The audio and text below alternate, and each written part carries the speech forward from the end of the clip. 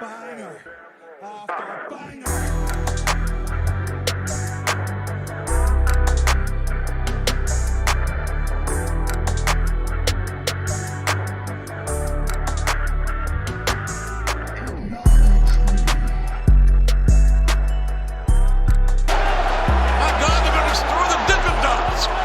What's going on, guys? It's your boy Big Hero Chris back at you with another one. If you're new to the channel, go ahead and subscribe, give me a thumbs up, ring the notification bell, hit me up on Twitter, TikTok, community post. You already know the vibes, you already know how it goes, you already know how we get down. So this is your Friday Night Smackdown review, and I gotta say, man, this is a real good episode. Real fun episode, man. This is the first time in quite a few weeks that we've had it. For me, it's been a real fun episode of SmackDown from start to finish, man. Doing a good job of setting up for Fastlane, which is tomorrow night. And let's just go ahead and get into it, man. It kicked off with the megastar. You already know the name. Say it with me. LA Knight. Yeah. Kicking off the show, and before he can even really say anything, he was interrupted by Paul Heyman and the Bloodline. They came out, they started talking trash. Paul Heyman was trying to butter him up, talk to him a little bit, saying that he recognizes talent. He always recognizes who the next big thing is, and he said that LA Knight is the next big thing. However, this caught the attention of the Bloodline, and now he's involved in Bloodline business, and now they gotta handle him. And then LA Knight's like, listen, you two jabronis, all three of you jabronis can get smacked up a little bit. And then Big Jim, they're calling him the shot caller now, Jim Uso. He tries to put LA Knight in his place, and this sets up for the main event, LA Knight versus Jim Uso, the shot caller Jimmy Uso. And you know, the tag team match that's going to take place between the Bloodline and LA Knight tomorrow night, it should be really fun, man. It should be a real entertaining match. I can't wait for it. I'm really excited for it. So the first match of the night was a tag team match between Damage Control and Charlotte and Asuka. And oh my god, can they coexist? They actually could. Both teams could actually coexist for a while up until the end of the match. It started off with Charlotte accidentally hitting Asuka in the face with a big boot. And then you had Bayley accidentally hit Io, and that set up a little bit of distraction, a little bit of confusion.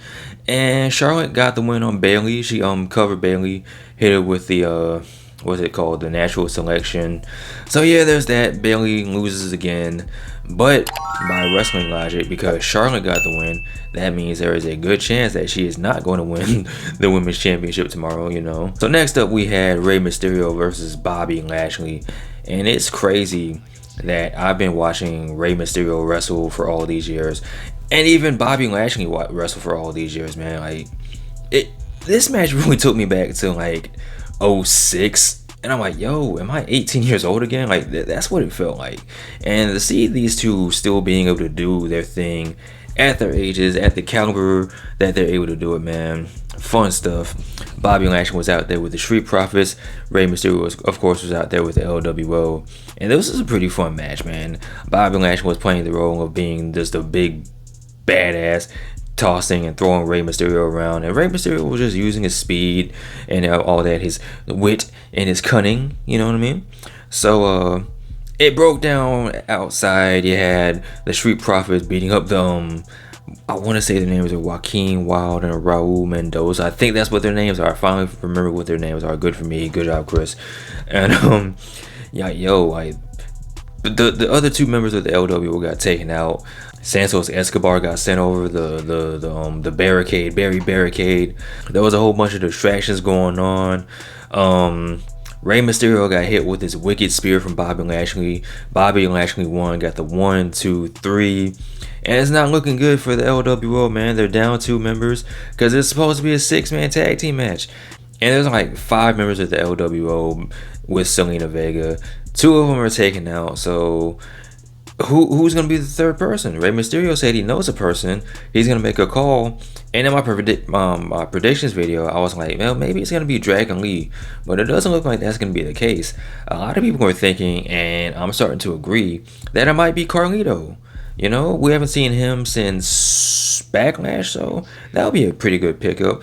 And again, that's gonna take me back to my childhood. You know what I'm saying? Seeing Bobby Lashley and Carlito and Rey Mysterio all wrestle together, man. So after this, we had a little vignette from Alba Fire and Island Dawn, you know, saying that the curse is still on. They cursed the women's division, they cursed the tag team championships, so they should be coming back soon. Speaking of people that are coming back soon, Pretty Deadly is making their in-ring return next week. Yes, boy. You also have Triple H making his return. And we have another special return that's coming next week. I'm going to talk about that in a little bit once we get to the main event. So after this, we had a match between Austin Theory and Dragon Lee.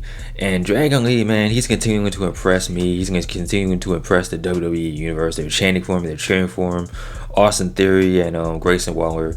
I'm liking them more and more each week as a tag team because they're both dickheads and they're just giant dickheads when they're together. So, you know, there's that.